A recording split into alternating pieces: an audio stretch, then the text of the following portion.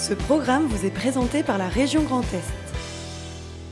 Face à la crise sanitaire, le Crédit Mutuel prend des mesures exceptionnelles pour ses clients professionnels et entreprises. Rendez-vous sur creditmutuel.fr.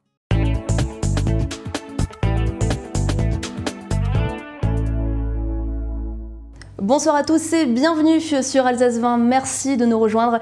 Toute l'équipe est ravie de vous retrouver pour une nouvelle saison. Il est 19h et comme tous les soirs, c'est l'heure de votre rendez-vous avec l'actualité régionale. Et à la une de ce lundi 31 août, J-1 avant la rentrée dans toutes les écoles, collèges et lycées d'Alsace. Une rentrée un peu particulière, placée sous le signe de la crise sanitaire, comme nous allons le voir à l'école de Val-de-Moder. Rentrée politique également pour Jeanne Barséguian, port du masque obligatoire, îlot de fraîcheur, relance économique, tram. 2 mois après son élection, la maire de Strasbourg reviendra sur les grands enjeux de cette rentrée dans notre grand format. Et puis, un nouveau président pour le département du Haut-Rhin. Rémi Witt a été élu vendredi et succède ainsi à Brigitte Klinkert, désormais ministre déléguée à l'insertion. Et c'est donc une rentrée placée sous le signe du coronavirus qui se profile. Dans les écoles à moins de 24 heures du retour en classe, les derniers préparatifs sont de mise pour accueillir les élèves dans les meilleures conditions. Pour certains d'entre eux, ce retour à l'école se fera après 6 mois à la maison. Un enjeu de taille qui se rajoute aux normes sanitaires. Reportage à l'école Pierre Pfimelin à Val-de-Moder, Fanny Kunz. Les couloirs sont encore vides, mais cela ne va pas durer. Dès demain, cette école primaire du nord de l'Alsace accueillera à nouveau ses 200 élèves. Comme de nombreux enseignants, Emmanuel prépare la rentrée en respectant un nouveau protocole sanitaire avec des règles de distanciation assouplies. Mais au-delà de ces questions, celle du niveau des élèves après plusieurs mois de cours perturbés est au cœur des réflexions de l'équipe enseignante. Il faudra forcément s'adapter au niveau de chacun. Il y aura des niveaux beaucoup plus hétérogènes, je pense. Une phase de test d'évaluation à la rentrée pour voir un petit peu le niveau de chacun, où est-ce que chacun en est resté, puisqu'on ne sait pas forcément quel travail a été fait pendant le confinement. L'objectif de la rentrée, c'est leur donner goût à l'école, reprendre un apprentissage normal et leur montrer qu'on peut poursuivre une vie normale malgré les conditions actuelles. Les élèves pourront à nouveau se déplacer au tableau et parfois même travailler en groupe. Et parmi les cahiers et les stylos, cette année, lingettes désinfectantes et gel hydroalcoolique feront partie des fournitures scolaires. Dès demain, le port du masque sera également obligatoire pour les professeurs en toutes circonstances, un changement qui aura un impact sur la méthode d'enseignement. Je pense que ça va être une réelle difficulté, mais en même temps, voilà, c'est le protocole qui nous l'impose. Et je pense particulièrement aux plus jeunes, donc en maternelle et au CP, CE1, on travaille sur les sons, l'articulation, etc. Là, ça va être une réelle difficulté pour nos collègues. Dès 8h demain, les élèves pourront donc retrouver un environnement de travail presque habituel. Cela ne vous aura probablement pas échappé. Depuis samedi, le port du masque est obligatoire dans les communes barinoises de plus de 10 000 habitants. Pour permettre aux personnes en situation de précarité de s'équiper, la préfecture organise des distributions de masques, comme ce matin, au centre d'hébergement d'urgence Horizon Amitié, ouvert en mars dernier à Geispolsheim. Les 90 résidents pourront bénéficier d'un masque par jour et par personne. La préfète du département, Josiane Chevalier, était sur place. On l'écoute au micro de Cécile Motz. Pour le Bas-Rhin, nous avons eu la semaine dernière une dotation de 1 113 000 masques. Et au fur et à mesure des besoins que nous listons avec les CCAS et avec les associations, nous apportons les masques nécessaires. Parce qu'il est bien sûr hors de question d'avoir des personnes vulnérables qui n'ont pas de masque, alors que moi-même, j'ai pris un arrêté. Mon arrêté prévoit effectivement le port du masque obligatoire dans toutes les communes de plus de 10 000 habitants. Les contrôles auront lieu dans les lieux d'affluence, les centres-villes, les marchés, pour vraiment que chacun prenne conscience de la nécessité des mesures barrières. Et à Mulhouse aussi, le port du masque se poursuit, déjà en vigueur depuis le 14 août. L'arrêté préfectoral est prolongé jusqu'au 30 septembre dans le centre-ville piéton. De façon générale, dans le Haut-Rhin, le port du masque est désormais obligatoire lors des marchés ou brocantes, mais aussi lors des rassemblements de plus de 10 personnes sur la voie publique. Et le port du masque, on en parle tout de suite avec Jeanne Barséguian. 2 mois après son élection, la maire de Strasbourg revient avec nous sur les grands enjeux de cette rentrée. Masque, mais aussi îlot de fraîcheur, relance économique, tram ou RER. C'est le grand format de Lionel Augier.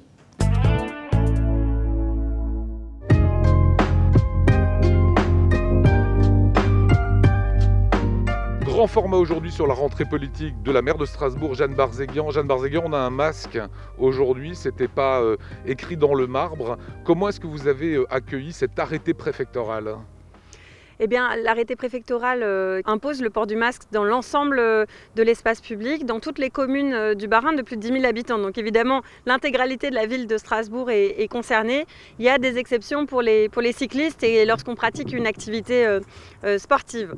Dans une discussion avec la préfète, je lui ai fait part de mes réserves et de la réserve de mes équipes en disant que nous étions pleinement mobilisés pour casser les chaînes de contamination, mais on sait bien que généralement, c'est dans l'espace clos et dans l'espace familial ou festif que se font les contaminations. Donc moins dans l'espace public, mais je pense qu'il y avait une volonté de pédagogie. Est-ce que c'est pas disproportionné finalement ? C'est la question que j'ai posée. Moi, je suis encore une fois avec mon équipe pleinement mobilisée, aussi avec Pia Ims, la présidente de l'Eurométropole, sur des plans de prévention et des opérations de dépistage, parce qu'il faut absolument que les personnes, et notamment les jeunes qui souvent sont asymptomatiques, se fassent dépister s'il y a le moindre doute.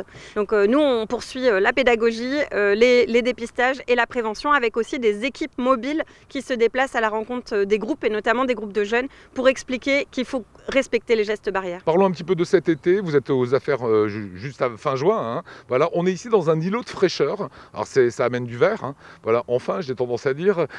Pourquoi ce choix ? Comment ça s'est fait, le choix des îlots de fraîcheur ? Alors c'était un engagement de campagne. J'avais dit que ce serait l'une des premières mesures mises en œuvre par mon équipe. Je me suis engagée, je le fais. Dès cet été, nous avons mis en place des installations qui sont des installations éphémères, mais qui avaient pour volonté de rafraîchir déjà un certain nombre d'endroits très minéraux et très chauds. On a vécu des épisodes de canicule difficiles, donc il fallait pouvoir agir vite dans l'urgence, ce qui n'empêche pas derrière de mettre en œuvre des vrais plans de végétalisation et de replanter ces arbres dès l'automne. Voilà, ça veut dire que l'an prochain, ça sera à demeure. Ces îlots éphémères nous permettent aussi de tester, d'expérimenter, de voir comment ils sont accueillis par les habitantes et les habitants.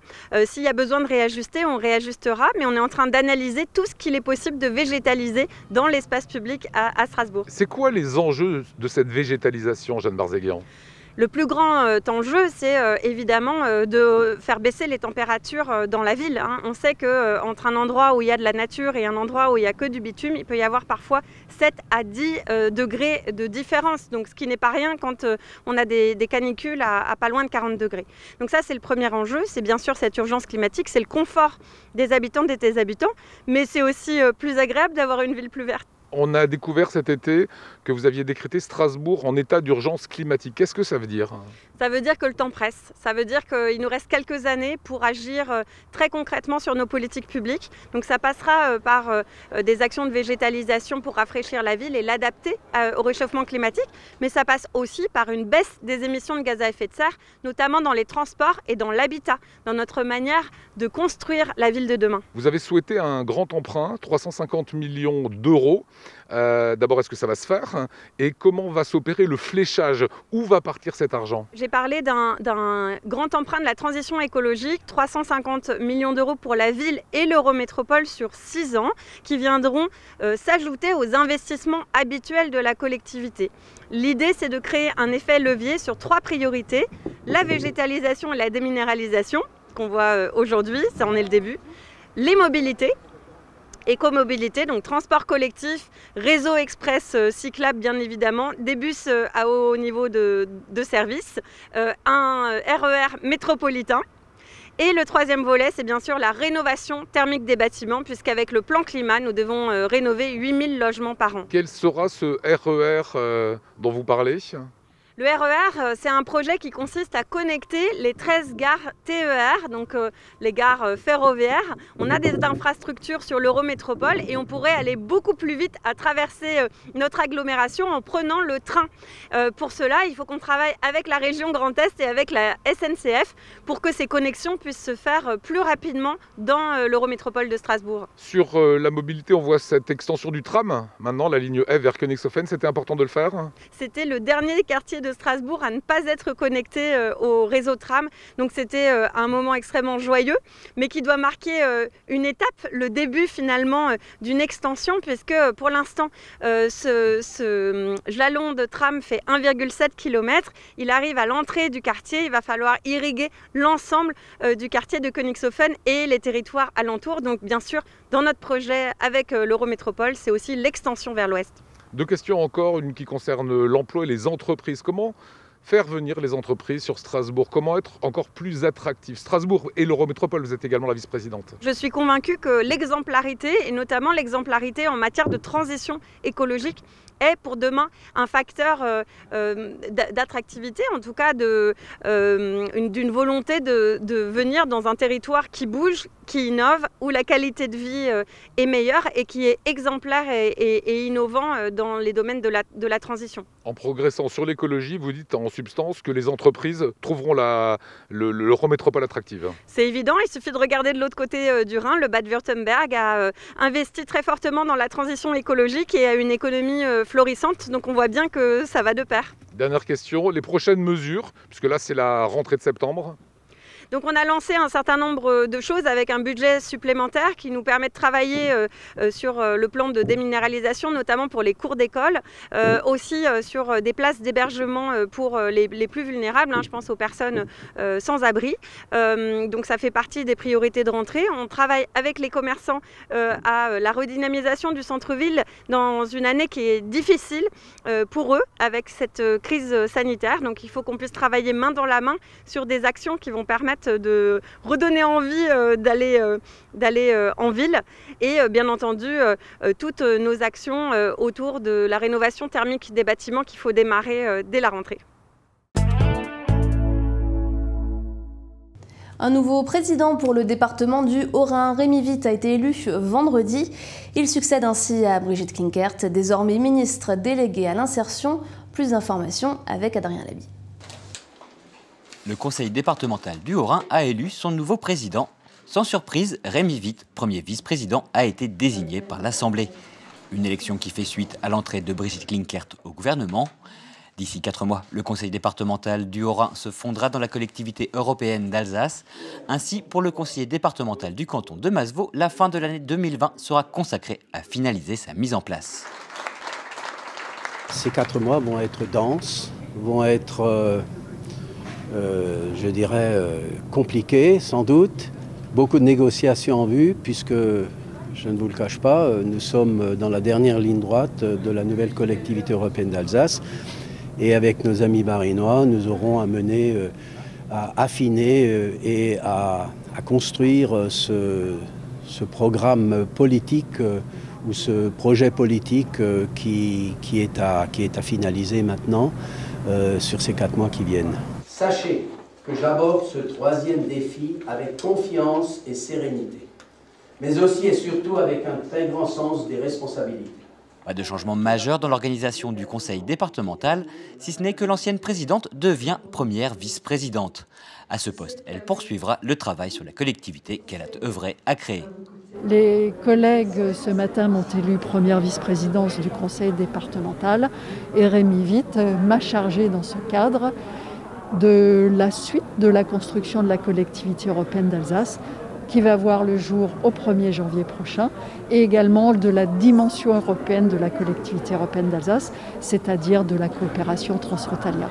Enfin, l'actuelle ministre déléguée à l'insertion nous a indiqué qu'elle souhaitait se présenter en mars 2021 pour un mandat d'élu à la collectivité européenne d'Alsace. Et tout de suite, l'image du jour, Oliviane. Le confinement puis la canicule font que vous êtes sans doute surentraîné.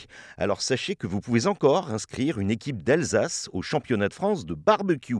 Les 12 et 13 septembre, vous disposerez de 2h30 pour réaliser la meilleure grillade dans l'une des 9 catégories proposées. Les plats sont évalués selon les critères suivants: présentation du plat, cuisson, goût, esprit barbecue et notamment le marquage, la caramélisation ou le goût fumé, originalité et même propreté de l'espace de travail.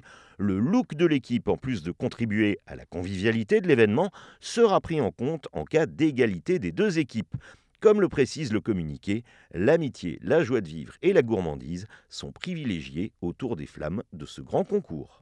C'est ainsi que s'achève ce journal. Merci de l'avoir suivi et de nous être fidèles. Ce soir sur Alsace 20, vous pourrez retrouver quelques-uns de vos programmes favoris avec notamment Top Sport. Au programme ce soir, le pilote Yann Erlaché et les footballeurs de Colmar. Comme tous les lundis, il y aura également Nicolas Riffel de retour avec Grain de sel. Il vous emmènera, lui, à Colmar. Tout de suite, c'est la météo et moi je vous donne rendez-vous demain, même endroit, même heure. Excellente soirée sur Alsace 20.